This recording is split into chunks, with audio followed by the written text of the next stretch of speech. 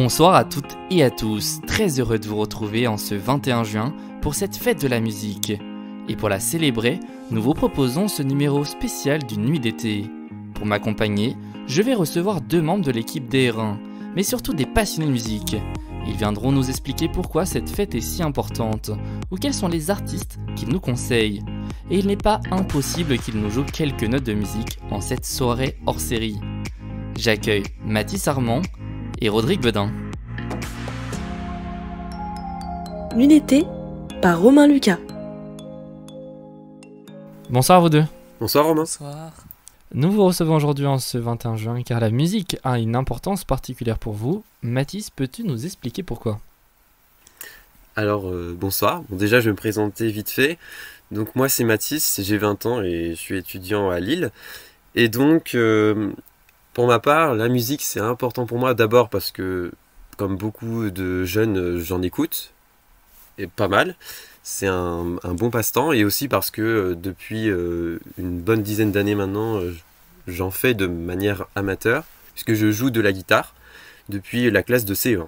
D'accord, et je crois que toi aussi, Rodrigue, tu joues de nombreux instruments. De nombreux, on va y aller doucement. Je joue du piano déjà depuis pareil une dizaine d'années et au niveau de la musique, ouais, ça prend une place très importante dans ma vie, surtout depuis quelques années. Et c'est vrai que c'est une vraie passion. Et d'où ça vient justement cette passion ?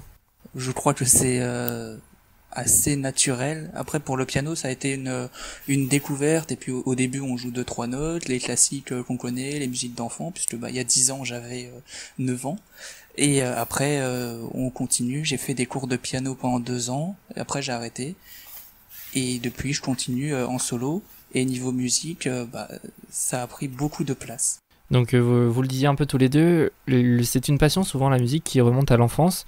C'est ce que en tout cas nous expliquait le jeune chanteur Nolan De Rosa. Cette passion en fait pour la musique et pour le chant, elle est là depuis tout petit en fait si tu veux. Dans ma famille on a toujours été très imprégné de musique. Mon grand-père était compositeur, mon père a été pianiste pendant longtemps et moi tout petit en fait pour l'anecdote, quand j'avais 2-3 ans, que j'étais en maternelle, les maîtresses, tu sais, souvent, elles demandent aux enfants ce qu'ils veulent faire quand ils seront plus grands. Et les petits garçons, généralement, c'était je veux être pompier, je veux être policier. Et puis t'as le petit Nolan à 2 ans et demi qui te dit écoutez, je veux être compositeur pour faire des chansons tristes. donc voilà, donc à l'époque c'était déjà un truc donc ça remonte il y a longtemps. Que j'avais en moi. Ouais, c'est ça remonte depuis tout petit et ça m'a jamais lâché. Mais je pense qu'on se trompe pas à cet âge-là en fait. On a le truc principal et souvent on laisse ça de côté pendant des années et ça finit par ressurgir. Aujourd'hui, en ce 21 juin, c'est évidemment le jour des passionnés de musique. Est-ce que vous avez un souvenir marquant de la fête de la musique ? Mathis, pour commencer. Alors je dirais pas que j'ai un souvenir particulier à la fête de la musique, mais c'est plutôt un moment à passer, enfin en tout cas les quelques fois où j'y suis allé, où c'était organisé dans la ville. D'ailleurs c'est intéressant parce que c'est souvent des événements qui sont organisés d'une manière assez locale, donc c'est quelque chose d'assez assez rare et c'est unique dans l'année. En plus c'est une date fixe donc c'est pas mal. Mais moi j'y vais avec mes parents, ma sœur. Et c'est un moment à passer ensemble, à écouter de la musique. Et ouais, voilà, c'est la musique, ça réunit. Et pour ma part, c'est avec la famille. Donc un moment d'échange pour toi, Mathis. Et toi, Rodrigue, une anecdote sur la fête de la musique ? C'est un peu pareil, c'est vrai que c'est un moment convivial en famille ou même entre amis, parce que des fois on peut croiser des gens quand c'est dans notre ville, et c'est souvent le cas. Mathis il disait, moi je me souviens par exemple, il y avait des amis que je croisais, c'était pas prévu, on n'organisait pas ça, mais ça permettait de se voir et on écoutait de la musique ensemble et puis on passait un moment agréable. Alors justement, oui, en plus ça m'est arrivé, maintenant que tu le dis, une fois j'y suis allé et j'ai rencontré là-bas comment on dit, j'ai le mot du collège, mais un surveillant qu'on aimait bien, qu'on surnommait JF, et que voilà, j'ai eu l'occasion de rencontrer là-bas, c'était cool. Donc globalement un moment d'échange et on peut rencontrer les autres et et le passer avec des gens qu'on aime. Ouais, oui, c'est ça, ouais. Cette année, c'est la 41e édition de la fête de la musique, créée en 1978 par l'ancien ministre de la Culture, Jacques Lang. Pourquoi est-il si important selon vous qu'on célèbre la musique ? Mathis, pour commencer ? dans notre époque et surtout dans notre génération, j'ai le sentiment qu'on écoute surtout la musique pour soi, on l'écoute dans les écouteurs, en allant au travail, dans les transports, ou même chez soi, ça peut être sur une enceinte, etc. Et on a finalement besoin aussi de moments, comme c'est le cas pour la fête de la musique, ou même on peut s'en organiser soi-même, d'échanger, parce que la musique c'est avant tout un partage. Et quand on va au cinéma et que dans les films on a de la musique, ça passe par une émotion et l'émotion elle peut être partagée avec son groupe d'amis, avec la famille. Et c'est aussi un moment, le partage, de célébrer la musique, c'est aussi de pouvoir s'échanger des musiques et donc d'en découvrir d'autres grâce aux autres et donc de ne pas se fermer uniquement dans ce qu'on connaît déjà. Tout à fait. Pour moi c'est ça. Et toi Rodrigue? Oui, c'est vrai qu'on a l'habitude, en fait, toute l'année d'écouter la musique, nous, dans notre coin, personnellement. Et c'est vrai que les moments comme la fête de la musique, et d'ailleurs, il y en a pas beaucoup d'autres qui sont organisés dans l'année, ça permet de rassembler, de découvrir aussi, effectivement. Et puis, c'est des musiques où on passe, enfin, pour la fête de la musique, en tout cas, on passe une bonne soirée, on peut danser pour ceux qui savent faire ça, et on peut chanter, on peut en profiter. La fête de la musique est très souvent synonyme de concert, des centaines sont organisés partout en France aujourd'hui. Monter sur scène, un moment forcément attendu par les artistes, comme nous l'expliquait le producteur de musique, Limp. Pour moi, c'est super important parce que quand tu sors, enfin surtout quand tu fais un EP, tu vas passer des semaines, des mois dans un studio, mais enfin c'est même pas un studio, c'est ton home studio, t'as ton Mac, tes instruments et c'est tout. Donc tu vas passer énormément de temps seul entre toi et toi-même à travailler d'arrache-pied tous les jours, toutes les nuits, et t'as pas du tout de contact finalement avec tes auditeurs, les personnes qui vont écouter tes chansons. Certes, il y a les réseaux, il y a des gens qui peuvent t'envoyer des messages et tout. Une approche totalement différente de ta propre musique quand tu la joues en live, parce que t'as la réaction du public, sachant que c'est du live, c'est pas un mix, donc tes musiques tu les adaptes pour le live, tu les modifies, tu les remixes, tu les joues en live. Donc en fait, si t'as envie de lancer 3 refrains à la suite parce que le public adore ça, bah tu peux le faire. Et en fait, tu le ressens et t'as une énergie qui est démesurée en live. Vous avez peut-être prévu, vous, d'aller voir des concerts, les garçons? Alors, personnellement, j'aimerais bien. C'est quelque chose que j'ai pas fait depuis longtemps. Là encore, c'était surtout avec ma famille, mais pourquoi pas y aller avec des amis. Et là encore, enfin, il y a quelque chose dans les concerts qui est vachement bien.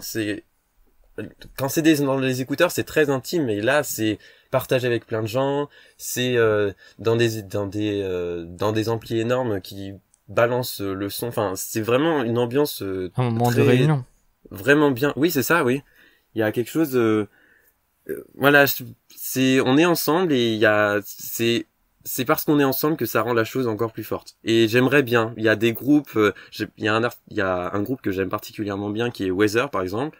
Malheureusement ils sont américains donc ils passeront pas tout de suite en France, mais ça serait une idée. Et enfin, c'est du genre rock, et le rock ça se voit en concert, c'est un peu le genre par excellence. Toi, Rodrigue, des prochains concerts à nous conseiller, à nous dire d'aller voir? Je ne suis jamais allé en concert, malgré moi. C'est vrai que c'est quelque chose que j'attends, et le jour où je ferai mon premier concert, je pense que je serai heureux, peut-être l'année prochaine, j'espère. Quelqu'un que j'aimerais beaucoup aller voir en concert, c'est Oshi, par exemple, que j'écoute beaucoup. Et elle est passée pas loin de chez moi il y a pas très longtemps, et j'ai pas forcément pu y aller, et ça m'a un peu déçu. Je l'ai raté d'ailleurs à 2 fois dans la même année, mais... Et vous nous venez de parler de plusieurs artistes, et justement, est-ce que vous avez des artistes à nous conseiller? Mathis, ce que t'en as, toi? Des récents ou des moins récents? N'importe, des artistes à nous conseiller. Alors, si je devais conseiller quelque chose qui vient de sortir, ça serait le nouvel album de Jane, The Fool. Il y a avec le single éponyme que j'écoute beaucoup. Et ça me permet de faire le lien avec une autre artiste que j'adore et pour qui je pourrais dire que je suis fan. Elle est plus ancienne. Oui, tu la connais parce que voilà, mais c'est Kate Bush. Pour vous raconter l'anecdote, à vous qui nous écoutez, Mathis, cette musique, il nous la met quasiment à toutes les conférences. En tout cas, à chaque fois que je le vois en vrai, il me l'a fait écouter. Donc c'est vrai que c'est marrant. Donc oui. Tu vas pouvoir dire qui c'est. Et parce que t'es pas le seul, et j'essaie de faire ma publicité autour de moi parce que c'est quelqu'un qu'on voit plus, donc je sais pas si j'ai cité, mais c'est Kate Bush. Pas encore. Voilà, c'est Kate Bush que je veux vous inviter à écouter, et si je parle d'elle, c'est précisément parce que j'ai vu dans une interview, et ça m'a fait très plaisir, que Jane s'était inspirée de plusieurs artistes, dont elle, et qu'elle a beaucoup écouté pendant le confinement. Et donc, je peux inciter les gens qui nous écoutent à la fois à aller écouter le nouvel album de Jane, mais aussi Kate Bush, et notamment ses titres les plus connus pour se faire une idée, Wuthering Heights, Babushka, Running Datil, pour les plus connus. On vous mettra les extraits d'ailleurs sur le site internet pour ceux qui seraient intéressés d'aller écouter.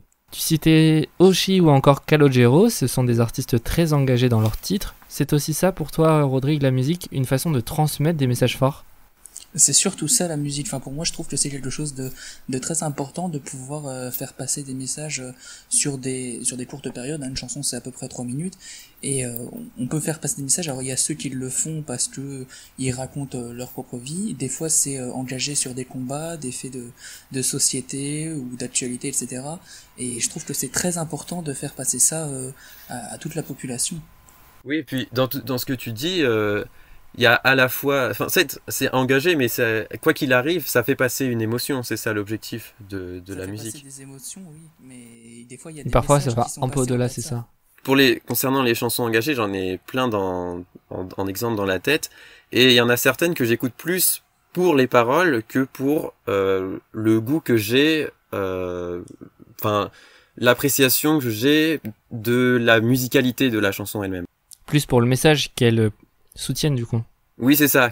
Plus pour le message que la musicalité, la mélodie, etc. Parfois, juste les paroles font l'essentiel du travail, et c'est qui infuse. Enfin, quand j'écoute une chanson et que j'écoute les paroles, quand je me dis que c'est bien trouvé, ça me donne envie de la réécouter. Puis même, je pense à des chanteurs comme Balavoine ou d'autres encore, où justement leur musique, grâce à leur message, ont pu faire un peu bouger la société. Aussi, oui, bien sûr, ça participe à la fois, ouais, c'est culturel et ça rentre dans la société et ça fait effectivement bouger les lignes, oui. En tout cas, ça doit participer. Nous avons eu le plaisir de recevoir de nombreux artistes dans ce podcast. Lequel est celui qui t'a le plus marqué, Rodrigue? C'est Jade que j'ai préféré avec son titre notamment Quand je reviendrai. C'est un son qui rappelle l'été, qui est un peu dans le mood amour, love, etc. Et bah justement, on va écouter tout de suite un extrait de cette musique. Dis-moi, est-ce que tu voudras? Est-ce que, dis-moi, est-ce que tu voudras? Est-ce que tu voudrais qu'on s'aime encore une fois? Est-ce que tu voudras encore de moi? Est-ce que tu seras toujours là? Quand je reviendrai enfin.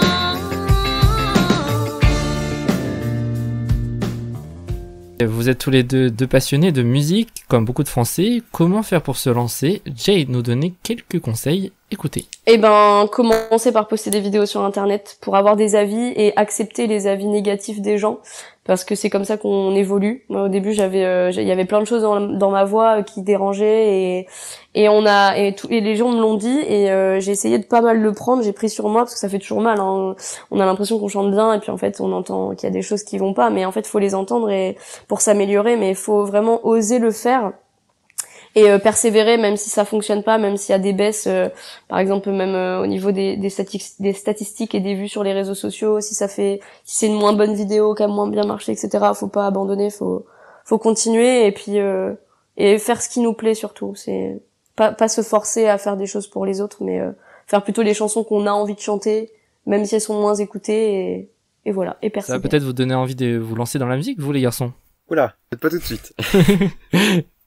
Pas tout de suite, Mathis? Peut-être on reverra pour la carrière. C'est pas prévu ça dans les 5 prochaines années. Et toi, Rodrigue, une carrière de prévu? Alors une carrière, je sais pas. Des musiques qui vont se faire et qui vont sortir, qui vont se faire, oui, après qui vont être publiées un jour. Il va falloir beaucoup de courage et de temps, je pense, mais c'est en tout cas un projet que j'ai en tête, oui. Et l'idée de monter sur scène est un rêve. Est-ce qu'il se réalisera un jour? Je ne sais pas. Je pense qu'on peut que le souhaiter. Mais effectivement, oui, il y a des projets musicaux qui vont arriver, bien sûr, parce qu'il y a un moment où la passion devient beaucoup trop grande pour juste être au stade de l'écouter et de ne pas l'exercer. Alors faire du piano, c'est bien gentil, mais quand on peut partager ça et nous-mêmes transmettre l'émotion ou transmettre le message, je trouve que c'est génial. Bah, peut-être que des labels qui nous écouteront auront entendu ton appel en tout cas aujourd'hui. Bon, d'ici là, retour à aujourd'hui, nous sommes le premier jour de l'été, je peux donc vous poser la fameuse question qui conclut chaque épisode. Qu'est-ce que ça signifie pour vous une nuit d'été? Mathis, pour débuter. Pour moi, une nuit d'été, c'est pas forcément, j'ai pas une soirée type en tête. Il y a à la fois les représentations qu'on a peut-être tous et puis l'expérience personnelle. Mais pour moi, la nuit d'été, c'est quelque chose de très... il y a la notion de... Enfin, c'est très apaisant. C'est une soirée qui s'étend sur le tard, et il fait nuit, tout ça. Elle peut être à la fois solo ou partagée. Je pense à des activités comme, pour ma part, la lecture, où on peut écouter de la musique. Ça peut se partager, justement, comme on l'a dit tout à l'heure. Ou une nouvelle fois, en solo. Enfin, il y a quelque chose de très apaisant. Et aussi, je vois l'idée de... Une nuit d'été, pour moi, ça peut pas être à l'intérieur. Ça peut pas être entre quatre murs. C'est forcément dehors. Ça peut être, bien sûr, comme on l'imagine, sur une plage, tout ça. Mais tout simplement, tout à côté de chez nous, ça peut être... oui, voilà, à côté de chez soi. Pour ceux qui ont une maison, ça peut être sur une terrasse. Ou voilà, quelque chose d'assez simple, d'apaisant et en extérieur. Et toi, Rodrigue, une nuit d'été, qu'est-ce que ça t'inspire? Une nuit d'été, c'est une nuit déjà où on peut être dehors, parce que la journée, au mois d'été bien sûr, en été, c'est un moment où il va faire ultra chaud avec la canicule, et le soir, les températures redescendent, et on peut être dehors, profiter et rester. Moi j'ai l'idée de rester dehors pendant plusieurs heures. D'ailleurs, je le fais depuis plusieurs étés maintenant, parce que l'été je ne peux pas sortir à cause de la chaleur, et le soir j'en profite à fond pendant des heures et des heures. Et puis sinon, une nuit d'été, c'est quelque chose qui peut aussi se partager avec des amis. On sort, ou même en famille, hein, on sort, on va en ville, et puis on va dans un restaurant ou dans un bar peut-être, et on peut croiser Marie-Sophie Lacaro. Une anecdote de ce qui t'est arrivé l'été dernier, n'est-ce pas? Oui, tout à fait, mais c'était de la famille, on connaissait. Bien sûr, cette dernière anecdote, on va terminer ce numéro d'une nuit d'été. Merci beaucoup Rodrigue et Mathis d'avoir passé cette fête de la musique à mes côtés dans ce numéro hors série. On pourra te retrouver, Rodrigue, tout l'été pour une nouvelle émission. Et de ton côté, Mathis, on peut dès à présent retrouver ton dernier numéro de C'est ouvert sur la chaîne YouTube de AR1. Merci à vous toutes et à vous tous aussi de nous avoir suivis et d'avoir passé cette nuit d'été en notre compagnie. Une nuit d'été qui sera de retour avec de nouveaux jeunes artistes pour une 3e saison début juillet. D'ici là, je vous retrouve samedi pour la découverte sur notre chaîne YouTube. Je vous souhaite de passer une excellente première nuit d'été. I'm knee deep in